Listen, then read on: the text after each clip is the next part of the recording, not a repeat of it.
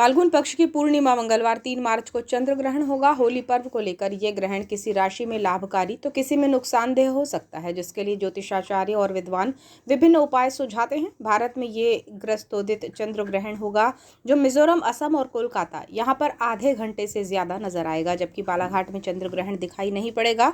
ग्रहण आरंभ होने से 9 घंटे पहले सूतक काल शुरू हो जाता है, जो कि सुबह 9 बजे के बाद शुरू हुआ है। पूजन अर्चन के बाद मंदिरों के कपाट बंद कर दिए गए हैं, जो दिन भर बंद ही रहे। अधिकांश मंदिरों में दोपहर को होने वाली आरती नहीं हुई। ग्रहण मोक्ष के बाद मंदिर का शुद्धिकरण किया जाएगा और शाम को पूजन पाठ होगा और भक्तजन दर्शन कर सकेंगे। चंद्र ग्रहण को लेकर ज्योतिषाचार्य पंडित महेश खजांची ने जानकारी देते हुए बताया कि भारत में ये ग्रस्तोदित चंद्र ग्रहण होगा जो देश के एक हिस्से में आधा घंटे से ज्यादा देखा जा सकेगा, लेकिन अधिकांश स्थानों पर यह दृश्य नहीं होगा। उन्होंने बताया कि 3 घंटे 27 मिनट का ये चंद्र ग्रहण विवरण वैश्विक स्तर पर आता है। बालाघाट में ये दिखाई नहीं पड़ेगा। श्री खजांची बताते हैं कि शास्त्रों और विद्वानों के मतानुसार ये बात सामने आती है कि जब हमारे यहाँ ग्रहण दिखाई नहीं देता है तो 9 घंटे का सूतक जरूरी नहीं होता है, इसके लिए ग्रहण काल मान्य होगा। उन्होंने ग्रहण काल को लेकर कुछ सावधानियां बरतने को भी कहा है और बताया कि सूतक में भोजन नहीं खाया जाता है। गर्भवती माताओं को ग्रहण काल के वातावरण में नहीं निकलना चाहिए, इसका बुरा प्रभाव पड़ता है। उन्होंने कहा कि ऐसे समय में हम सभी को अपने इष्ट आराध्य का मानसिक जाप करना चाहिए। सूतक काल में मंदिरों के द्वार बंद होने पर उन्होंने बताया कि सुबह से ही द्वार बंद रहे हैं और शाम को पुजारी का स्नान होगा। गर्भगृह में शुद्धिकरण होने के बाद पूजा और आरती होगी। ग्रहण काल से जुड़े कार्यों को लेकर उन्होंने बताया कि ग्रहण का मोक्ष होने के उपरांत सभी को स्नान ध्यान कर अपने घर को भी पवित्र करना चाहिए। दैनिक उपासना का क्रम जारी रहे, साथ ही दान जरूर करना चाहिए। राशियों पर प्रभाव को लेकर उन्होंने कहा कि 4 राशियां ऐसी हैं जिनको ये ग्रहण लाभ देने वाला है। आज का जो ग्रहण है, चंद्र ग्रहण, ये भारत में दृश्य हो रहा है और ये जिस समय चंद्रमा उदित होगा तो इसीलिए इसको ग्रस्तोदित चंद्र ग्रहण की संज्ञा दी गई है। यानी एक थोड़े समय के लिए अलग अलग, जैसे मिजोरम है, असम है, वेस्ट बंगाल में कलकत्ता है, तो कलकत्ता में सबसे ज़्यादा देखा जाएगा, लेकिन आधा घंटे से लेके पौन घंटे 1 घंटे तक इसको वहाँ देखा जा सकेगा। बालाघाट में ये ग्रहण जो है दृश्य नहीं होगा। और इसका जब हम वैश्विक स्तर पर विवेचन करते हैं तो वैश्विक स्तर पर ये 3 घंटे 27 मिनट का ग्रहण है।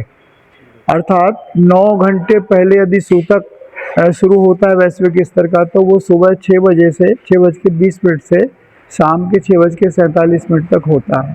लेकिन हमारे शास्त्रों में और विद्वानों के मत के अनुसार एक बात सामने आती है कि जब हमारे यहाँ ये ग्रहण दिखाई नहीं देता और जिस समय चंद्रमा उदित हो रहा है उसी समय हमारे यहाँ ग्रहण दिखेगा, तो ग्रस्तोदित की श्रेणी में आने के कारण से पूरा 9 घंटे का जो सूतक है वो जरूरी नहीं होता।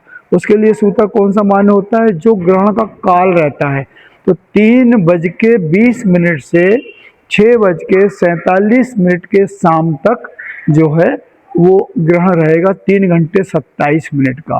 अस्तु हमारे यहाँ पर ढील देते हुए 3 घंटे 27 मिनट का सूतक जो है ये माना जाता है। अब सूतक में होता क्या है कि सूतक में खाना नहीं खाया जाता, खाना नहीं बनाया जाता, और विशेषकर गर्भवती जो माताएं बहनें रहती हैं उनको तो पूरे दिन आज वातावरण में नहीं निकलना चाहिए, क्योंकि जो रेज रहती हैं ग्रहण के आकाशीय उसमें प्रभाव में, उनका प्रभाव उनके ऊपर बुरा पड़ता है।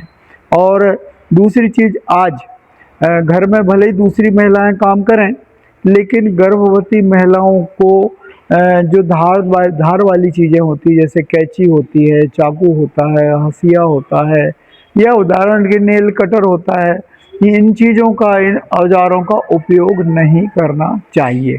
ऐसे समय में हमको सभी लोगों को अपने अपने इष्ट का, अपने आराध्य का, अपने गुरु मंत्रों का जप करना चाहिए, मानसिक जप करना चाहिए। भौतिक पूजा वर्जित रहती है, इसलिए मानसिक पूजा में आप अपने इष्ट का, आराध्य का अपना मंत्र जप सकते हैं। आज के मंदिर के द्वार भी बंद रहे?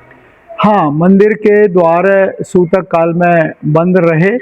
अधिकांश जगह पर सुबह भी द्वार बंद रहे और आज 6:20 के बाद में जब पुजारी का स्नान हो जाएगा और गर्भगृह से लेकर के पूरे मंदिर में जब जल छिड़का जाएगा तीर्थों का या गंगा का, उसके बाद में फिर जो दैनिक पूजा पाठ आरती इत्यादि है वो होगी।